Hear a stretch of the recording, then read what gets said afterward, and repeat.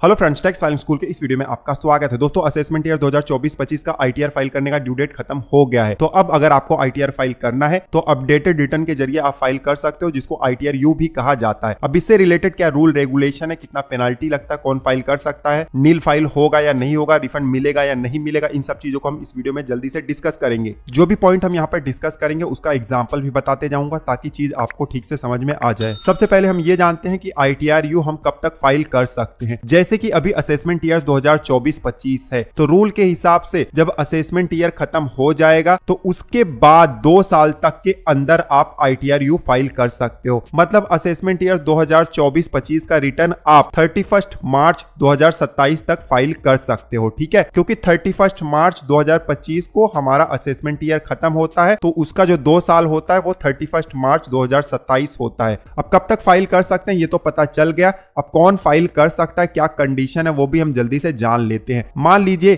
कि पिछले साल आपने आईटीआर फाइल नहीं किया हुआ था, मिस हो गया है, अब आप आईटीआर यू फाइल करना चाहते हो। तो आईटीआर यू जब आप फाइल करोगे तो कोई भी रिफंड क्लेम नहीं कर सकते हो, नील रिटर्न आप फाइल नहीं कर सकते हो, उसके अलावा कोई लॉस कैरी फॉरवर्ड नहीं कर सकते हो। आईटीआर यू आपको तभी फाइल करना है जब आपका कोई टैक्स लायबिलिटी बन रहा है। इन शॉर्ट, उसके अलावा मान लीजिए कि आपने पिछले असेसमेंट ईयर में आईटीआर फाइल किया हुआ था, भले ओरिजिनल हो, रिवाइज हो या बिलेटेड हो, और उसमें कुछ मिस्टेक हो गया है, तो उसको आप आईटीआर यू में सही कर सकते हो। लेकिन कुछ कंडीशन है, ध्यान दीजिएगा। कौन से कंडीशन है?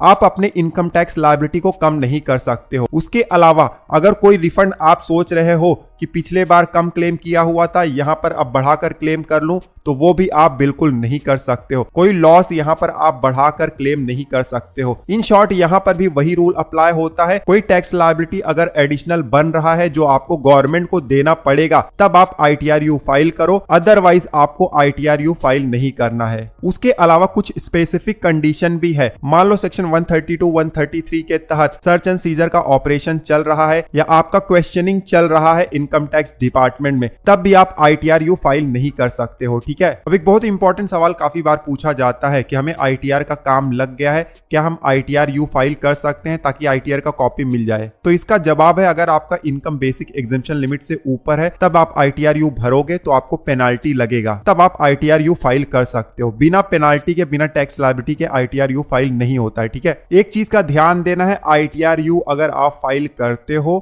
तो उसको रिवाइज नहीं किया जा सकता है। रिलेवेंट असेसमेंट ईयर के लिए आप एक ही बार अपडेटेड रिटर्न फाइल कर सकते हो। ठीक है, अब सारे कंडीशन हमने जान लिए। अब ये भी जान लेते हैं कि अगर आईटीआर यू आप भरते हो तो कितना आपको पेनाल्टी देना पड़ेगा। मान लो आप आईटीआर फाइल कर रहे हो असेसमेंट ईयर खत्म होने के 12 महीने के अंदर ही, तब आपका जो भी टैक्स लायबिलिटी और पेनाल्टी बनता है उसका 25% एडिशनल आपको पे करना पड़ेगा। बट इनकेस असेसमेंट ईयर खत्म होने के 12 महीने के बाद कर रहे हो लेकिन 24 महीने के अंदर कर रहे हो, तब आपको 50% एडिशनल अमाउंट देना पड़ेगा।